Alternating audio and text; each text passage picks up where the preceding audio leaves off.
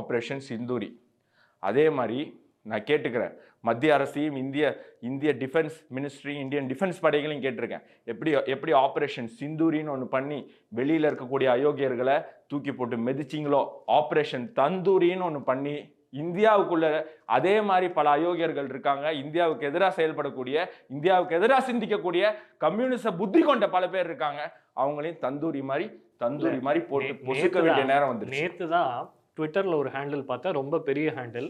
அவர் வந்து சொல்றாரு, என்ன சொல்றாருன்னா, இந்தியா தன்னுடைய சிட்டிசன்ஸை இந்த போர் மனநிலைக்கு தயாரிப்பு செய்யறதுக்காக இந்த போர் ஒத்திகையில ஈடுபடணும் அப்படின்னு சொல்லி, சிவில் வார் ஒத்திகை, அதுக்கு வந்து நீங்க தயாராகணும் அப்படின்னு சொல்லியிருக்கு. நேத்து அவர் என்ன சொல்றாரு, மோடி வந்து இதெல்லாம் சும்மா செய்யறாரு, பூச்சாண்டி காட்டுறதுக்காக செய்யறாரு, அவருக்கு பிரஷர் இருக்கு, அவரால் இந்த மாதிரி அட்டாக் எல்லாம் பண்ண முடியாது, வேணும்னே மக்களை திசை திருப்புறதுக்காக நான் வந்து ஒரு ஸ்ட்ராங் லீடர்னு காட்டிக்கிறதுக்காக இப்படி செய்யறாரு. நேத்து தான் சொன்னார். நீ சொல்றவரு ஜேர்னலிஸ்ட் ராதாகிருஷ்ணன் நினைக்கிறேன், அவர் குப்புற தூங்கிட்டு இருக்காருன்னு நினைக்கிறேன். யாராவது போய் எழுப்பி அவருக்கு இந்த செய்தியை சொல்லுங்க. பாகிஸ்தானை துவம்சம் பண்ணிட்டாங்க இந்திய ராணுவம்.